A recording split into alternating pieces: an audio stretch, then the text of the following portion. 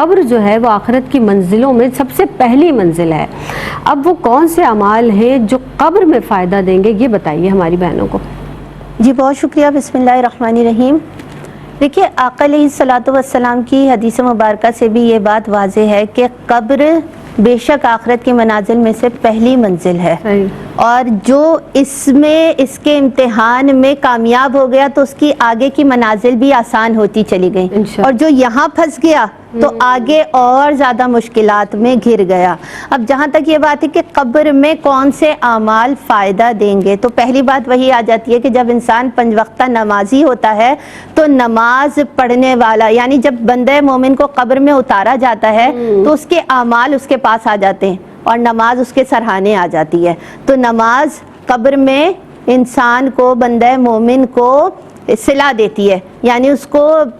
درجات ملتے ہیں، اس کو پتہ چلتا ہے کہ وہ 5 وقتہ نمازی، تو وہ نماز اس کی مدد کے لیے آ جاتی ہے۔ پھر اگر دیکھا جائے تو وہ جو صدقہ جو وہ خود اپنے ہاتھ سے اس جہاں سے کر کے گیا ہے تو وہ صدقہ آ جاتا ہے، اس کے پاس آ جاتا ہے صدقہ، اور صدقہ اللہ رب العزت کے عذاب کو ٹھنڈا کرتا ہے اور بری موت سے بھی بچاتا ہے، تو وہ صدقہ آ جاتا ہے۔ پھر اگر ہم دیکھیں قرآن پاک کی تلاوت، اور خصوصاً جو سورہ ملک کی تلاوت کرتے ہیں، قبر میں اس کو فائدہ دیتی ہے کہ سورہ ملک بخشواتی ہے، سورہ ملک آ جاتی ہے قبر میں، تو اسی حکم بھی ہے کہ سورہ ملک کی تلاوت کیا کریں، خصوصاً رات میں سورہ ملک کی تلاوت کر کے سونا چاہیے، اسی لیے کہ یہ سارے وہ اعمال ہیں، یعنی قرآن پاک کی تلاوت، نماز پڑھنا، آپ کے دیگر نیک اعمال کرنا، یعنی صدقہ دینا۔ پھر اگر ہم دیکھیں تو والدین کے ساتھ حسن سلوک سے پیش آنا بھی آپ کو قبر میں صلہ دیتا ہے، کہ جب آپ نے جو حسن سلوک کیا ہوتا ہے نا، کیونکہ بزرگان دین بھی یہ کہتے ہیں کہ بزرگوں کی، علماء کی، بڑے لوگوں کی، اولیاء کرام کی دعاؤں سے نا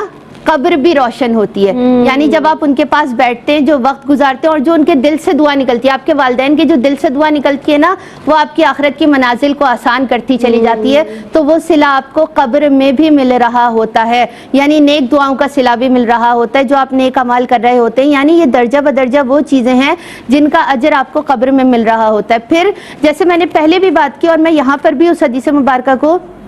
واضح طور پر بیان کروں گی کہ انسان جب اس جہاں سے جاتا ہے اس کے سارے اعمال رک جاتے ہیں، لیکن 3 اعمال ہمیشہ جاری رہتے ہیں۔ ایک وہ علم نافع جو اس نے خود سیکھا اور دوسروں کو سکھا گیا، تو وہ ایک کڑی چل رہی ہے، تو اس کا ثواب اسے قبر میں دیا جا رہا ہے۔ دوسرا وہ جو صدقہ اپنے ہاتھ سے کر گیا اور وہ چلتا جا رہا ہے، تو اس کو اجر مل رہا ہے۔ تیسری وہ نیک اولاد جو اس جہاں میں وہ اپنے پیچھے چھوڑ کر جاتا ہے اور اسے سارے نیک اعمال سکھا کر جاتا ہے، تو جب وہ اس جہاں میں رہتے ہوئے اگر وہ صرف 5 وقت کی نماز، پورا اتمام بھی نہ کرے نا اپنے والدین کے لیے، وہ 5 وقت کی نماز کے لیے کھڑی ہو، اور جب ہم آخر میں یہ دعا پڑھتے ہیں نا، رب اجعلنی مقیم الصلاۃ ومن ذریتی ربنا وتقبل دعاء ربنا اغفر لی ولوالدی وللمؤمنین یوم یقوم الحساب، تو بچہ پڑھتا اس زمین پر ہے، ماں باپ کو قبر میں اجر دے دیا جاتا ہے۔ یعنی یہ وہ اعمال ہیں کہ انسان سارے اعمال کا سلسلہ رک گیا، لیکن یہ 3 اعمال اس کے چل رہے ہیں، اور نیک اولاد تو اتنی صدقہ جاریہ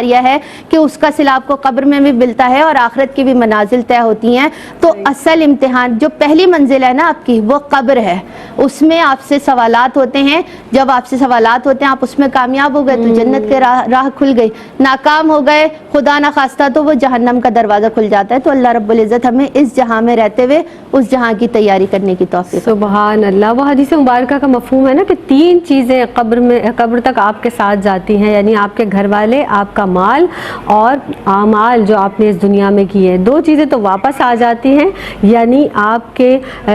کا جو مال ہے وہ واپس چلا جاتا ہے، آپ کے اہل و عیال وہ واپس چلے جاتے ہیں، لیکن آپ کا جو اعمال نامہ ہے، جو دنیا میں آپ نے اعمال کیے ہیں، وہ آپ کے ساتھ قبر تک جاتے ہیں، اور پھر یقینی طور پر اسی کا تو حساب دینا ہے۔ تو وہ اعمال جو ہمارے ساتھ جانے ہیں انہی پر تو ہمیں توجہ کرنی ہے، انہی پر ہمیں اپنی نظر مرکوز کرنی ہے جناب، اور ان پر ہمیں